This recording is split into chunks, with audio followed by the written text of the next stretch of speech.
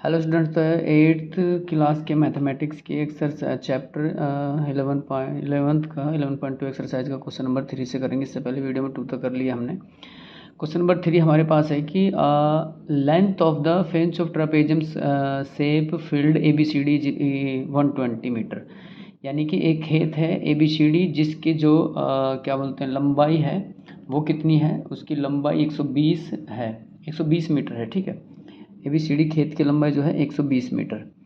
उसके बाद हमारे पास इसने क्वेश्चन ने कहा, यानी कि समझिए A से B तक, B से C, C से D और D से A, टोटल इसकी जो लंबाई है वो कितनी है, हमारे पास 120 मीटर है। ठीक है, 120 मीटर है, तो उसमें हमारे पास क्या देखिए, हम इसे लिखेंगे लेंथ ऑफ ट्रेपेजियम ABCD, जो फील्ड है उसकी लंबाई क्या है, वो लंबाई है AB plus BC plus CD plus DA, ये इसकी लंबाई है। तो क्वेश्चन में हमारे पास जो है AB कुछ नहीं दे रखा, लेकिन BC दे रखा है 48 मीटर। ठीक है, CD दे रखा है, CD दे रखा है 17 मीटर और AD दे रखा है 40 मीटर। तो हमने यहाँ वैल्यू रख दी 48 रखी है, 17 और 40 रख दी है। ठीक है, उसके बाद देखिए क्वेश्चन में 120 इसकी टोटल है, यानी कि ABCD इसको मिला दे तो कितनी लंबाई बनती है इसकी, 120 मीटर। तो अब हमने इसको जोड़ा 48, 40 और 17 को जोड़ने पर हमारे पास 105 आएगा। 105 को इधर लाएंगे तो क्या हो जाएगा, ये हमारे पास ये माइनस का हो जाएगा। ठीक है, ये माइनस का हो गया, तो अभी इसको थोड़ा सा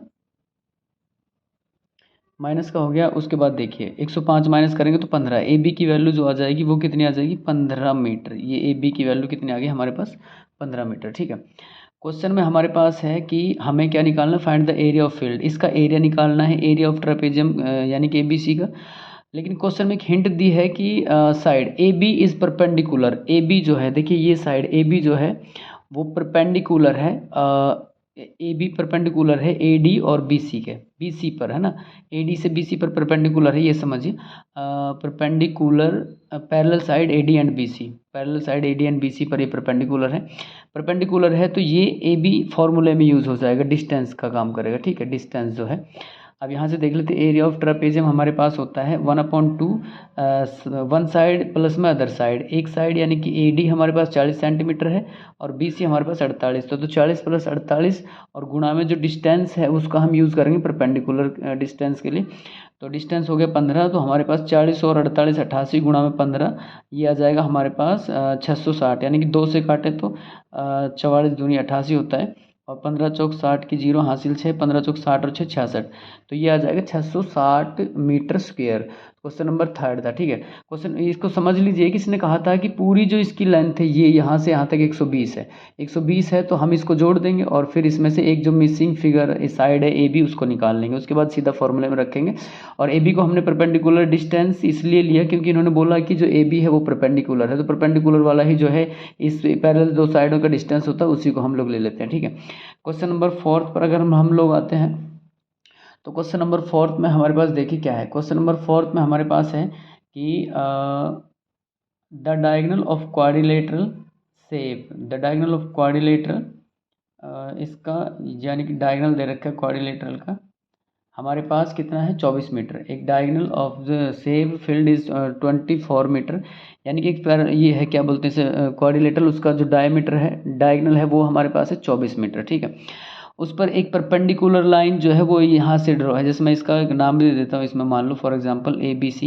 AB और C और D, जो ये परपेंडिकुलर है, इसी डायगोनल पर एक परपेंडिकुलर A से है जो 13 सेंटीमीटर है, इसी डायगोनल पर परपेंडिकुलर C से है जो 8 मीटर है। आप ये इधर C ले लीजिए, इधर A ले लीजिए, वो आपके ऊपर है। ठीक है, आप डायगोनल को किस तरह से बनाएंगे। तो लेंथ ऑफ डायगोनल हमारे पास कितना है, इसका क्या बोलते हैं 24 सेंटीमीटर। ठीक है, तो length of perpendicular, first perpendicular line जो है 90 डिग्री पर जो एक इस डायगोनल पर लाइन है वो एक तो 13 मीटर है, उसको हम 8 मीटर है, एक 13 मीटर, उसको एक को H1 मान लेते हैं, एक को H2। ठीक है, हाइट और एक 13। अब इसका देखिए सीधा सा आपको कुछ नहीं करना, एरिया ऑफ क्वाड्रिलेटरल ले लीजिए 1/2, जो ये देखिए परपेंडिकुलर दो लाइन है इनको प्लस करके डिस्टेंस जितना है D जो है डायगोनल जो है उससे हम क्या कर देंगे, मल्टीप्लाई कर देंगे। तो इस तरह के क्वेश्चन कम मिलते हैं, लेकिन जब भी इस तरह क्वेश्चन मिलेगा तो आपको क्या करना है, जो परपेंडिकुलर दो लाइनें आपको दी होंगी उनको सम करके और जो डायगोनल दिया होगा उससे मल्टीप्लाई करने पर इसका आंसर आ जाएगा। तो 1/2 13 और 20 21 गुणा में 24, तो 2 से 24 कट जाएगा 12 और 12 एकम 12 का 2 का हासिल 1, 12 दूनी 24 और 1 25 और मीटर है तो मीटर स्क्वायर 252 मीटर स्क्वायर। ठीक है, इसका एरिया कितना आ जाएगा 252 मीटर स्क्वायर। तो ये सिंपल सा क्वेश्चन था। इस तरह के क्वेश्चन अगर मिलते हैं तो उनका सॉल्यूशन इसी तरह से होगा।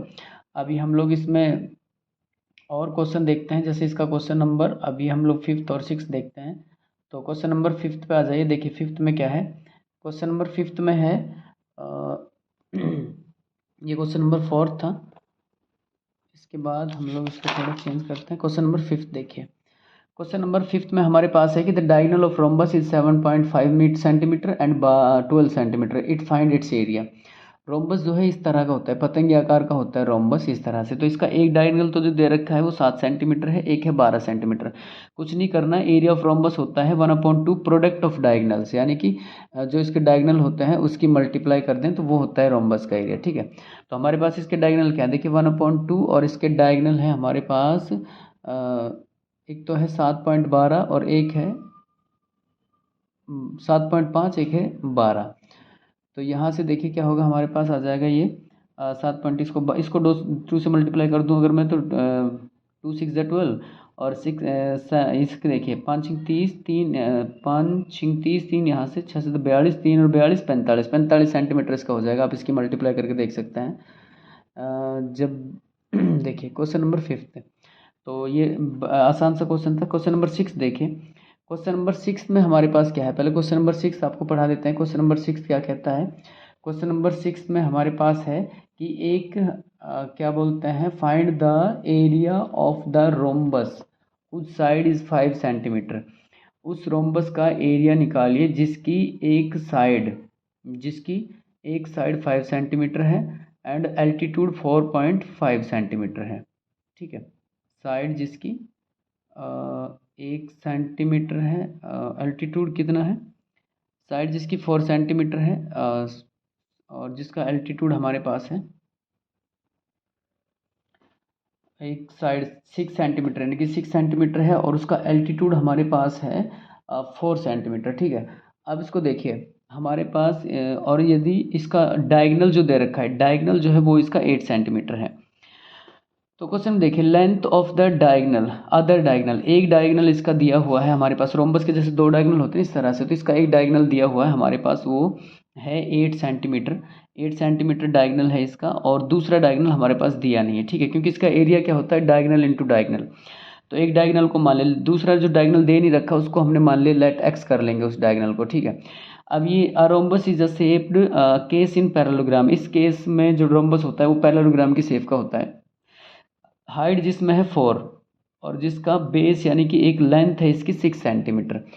तो एरिया इसका निकाल लेंगे हाइट इंटू बेस, यानी कि जब पैरेललोग्राम के इस तरह का एरिया निकालें तो h इंटू बी होता है। तो एरिया इसका आ जाएगा, हाइट इसकी है, साइड इसकी है, बेस इसका 6 है और हाइट इसकी है 4। तो इस हिसाब से एरिया आ जाएगा इसका 24 सेंटीमीटर। ये जो शेप है वो पूरी तरह से रोम्बस की नहीं है, तो पैरेललोग्राम की शेप मानते हैं हम, इसका एरिया निकालेंगे। अब एरिया ऑफ रोम्बस होता है 1/2 प्रोडक्ट ऑफ डायगोनल्स। तो हमारे पास एक डायगोनल्स तो है एक्स मान लिया हमने, एक 8 सेंटीमीटर दे रखा है क्वेश्चन में। ठीक है, तो 8 सेंटीमीटर दे रखा है, तो अब सीधा रखेंगे इसका एरिया ऑफ रोम्बस हमारे पास कितना आ गया 24 सेंटीमीटर। देखिए एरिया ऑफ रोम्बस निकालते ऐसे हैं, लेकिन ये जो एरिया हमारे पास जिसकी इन्फॉर्मेशन थी उसके हिसाब से ये जो है ये रोम्बस जो है पैरेललोग्राम की शेप का है। ठीक है, इसलिए हमने पैरेललोग्राम का यूज़ किया, बेस को लिया और हाइट को लिया और इसका एरिया निकाल दिया। अब यहाँ एरिया ऑफ रोम्बस हमारे पास आ गया 24, एक डायगोनल है 8, दूसरा डायगोनल इंटू में है क्या बोलते हैं एक्स, तो 2 1 2 2 4 8। तो हमारे पास 4x आ गया है, 4 इधर आएगा तो 24 को मल्टीप्लाई डिवाइड करेगा, 4 1 4 4 6 24, यानी कि 4 6 24 होता है। तो x की वैल्यू आ गई हमारे पास 6। तो इसका अदर जो डायगोनल है, अदर डायगोनल जो है वो आ गया हमारे पास 6। क्वेश्चन नंबर 6 भी कंप्लीट हो चुका है।